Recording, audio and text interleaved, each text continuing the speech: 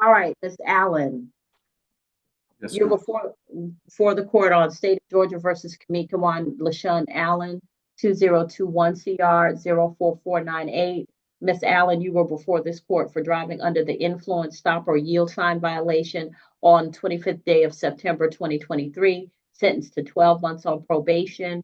You have 3 months and 21 days remaining, and this is your second hearing. You failed to report on April 14th, May 24th, June 4th, for a revocation hearing. You were released from the hospital and instructed to report after being released. You last reported on January 22nd of 2024. You have completed 0 of 240 hours of community service. You failed to do a clinical evaluation. You failed to do a risk reduction. You failed to provide proof of a victim impact panel. You failed to provide proof of attending AA meetings, and your $2,752.50 in arrears. What's going on? Your Honor, are you asking Ms. Allen to address it? So, Whoever can explain to me why Miss Allen's not doing what she's supposed to be doing. so we were going to stipulate that there is a violation here in all these allegations of violation of probation. She has done some of the things, like I think um, Mr. Austin here, sorry, would agree with me that she has shown him some proof of some AA meetings. I think that was from February of this year going backwards. So there was some AA meetings. She maintains that she has done a significant portion of the community service hours, although Mr. Austin has informed me that she has not submitted proof, but he may correct me if I'm wrong, that he had some evidence that there was actually some community service being completed at a particular location. That's great, but I never received the proof. And the young lady who she was doing community service no longer works there, Your Honor. And other than that, she does admit that she didn't complete the clinical evaluation or the risk reduction program or complete the victim impact panel. Okay. Buckle up, guys. Today we're stepping into a courtroom where patience is thin and probation violations are piling up.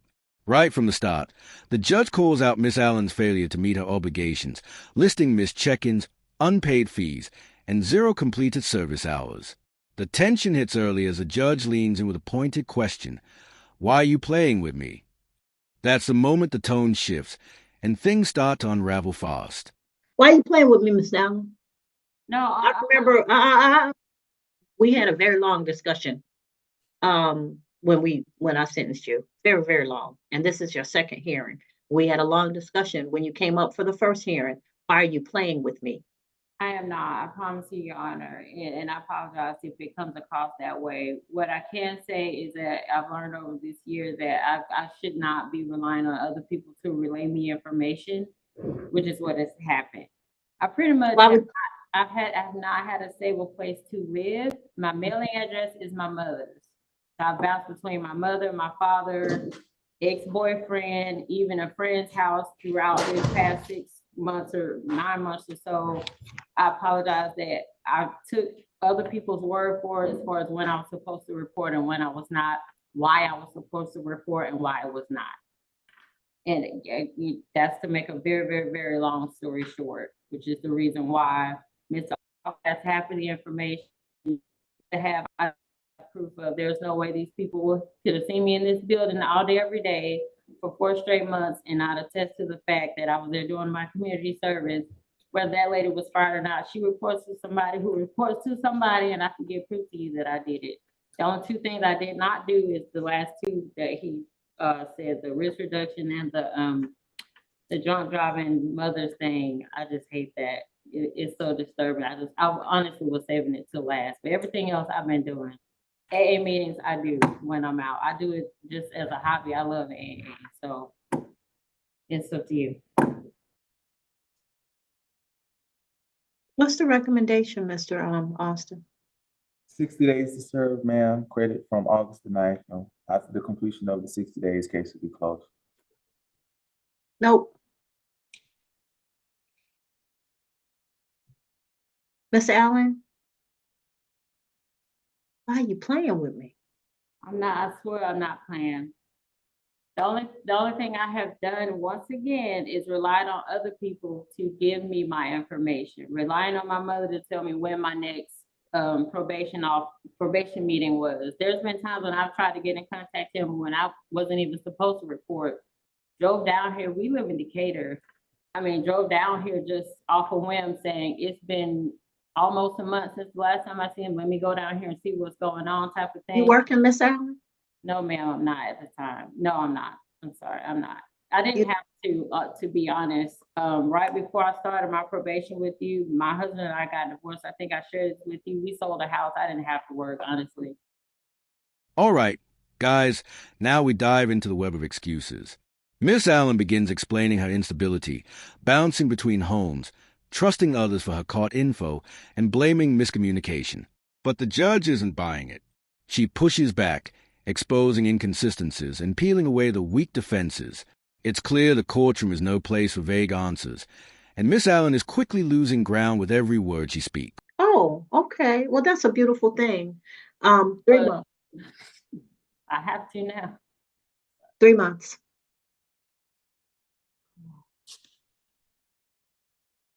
Because for somebody who didn't have to work, she could have afforded those classes. Those classes could have been done. For somebody who has a job, had a car, she could drive to her probation and get all that stuff done. You just told me you drove down here. No, I said we drove. I Who is we? relied on my parents, me, my mother, or my father. I don't drive, man. My license are suspended. I I'm don't clear. drive at all. Yeah, I don't have a car or drive.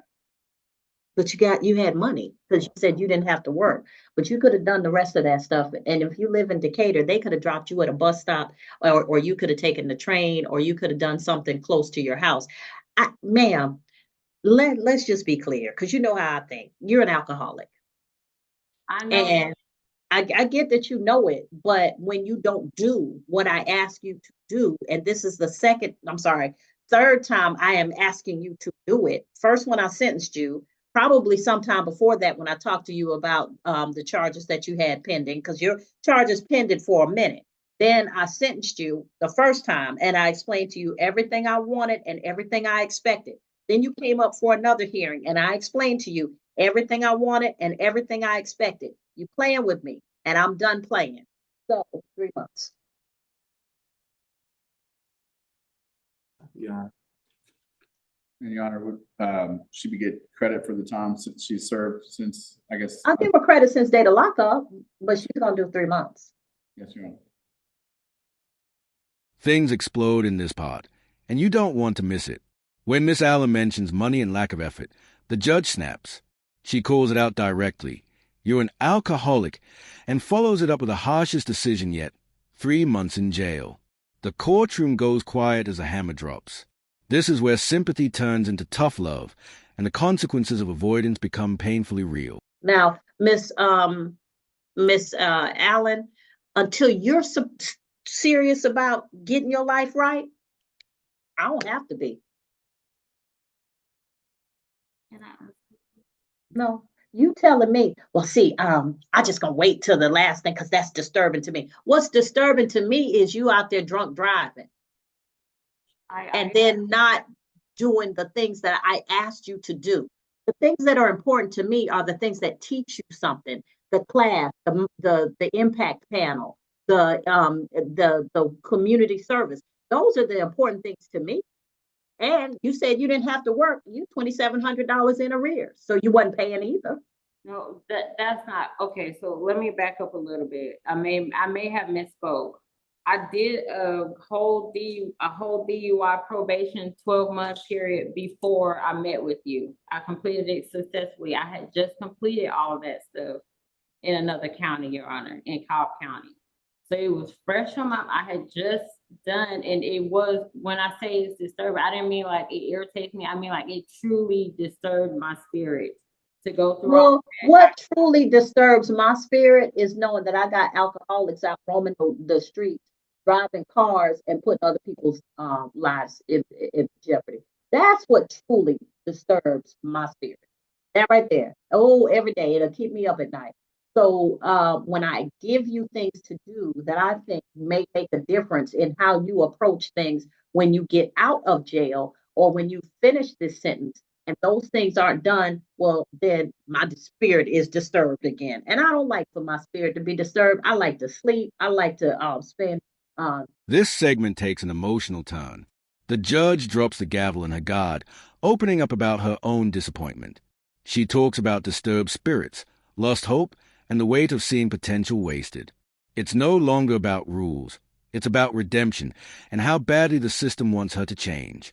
Miss Allen may have missed the mark, but this moment, it's raw, real, and unforgettable. The happy time once I am finished with my obligations to the court. But when I have to think about when your petition came up and I looked at it and I said, I wanted more for her, but I expected this. I shouldn't expect you to mess up. That's not how I go into this. When I sentence someone, my hope is that you will do what is necessary to get your life on track. Not just to pay your debt to society, but to make your life better. That is what I speak hope to people all the time. But you playing with me. And we're not going to do that. The 3 months, you think about what you're going to do when you get out. You think about how you're going to pursue your sobriety. You think about what you're going to do with the rest of your life. Now, you got your hair braided all nice and cute. You had to pay somebody for that, but you're not paying for your fines and fees. You're not paying for these classes. Now you're about to explain how somebody did that for you just as a favor. No, ma'am. No.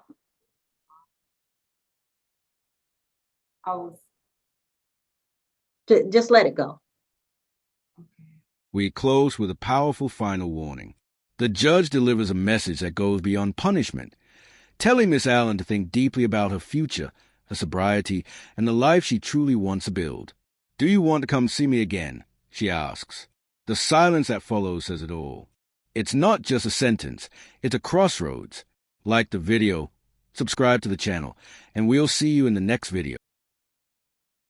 All right. So you'll serve these 3 months, and once you've served the 3 months with credit since the date of lockup, then this case will be closed. Miss Al, you know above all things that if you mess up again, who you coming to see? Come to see you, Your Honor. Do you want to come see me again, Miss Allen? No, ma'am. All right, then. I didn't think so. Judge, you were done with this. Yeah, you can go back, Miss Allen. Thank you. Thank you.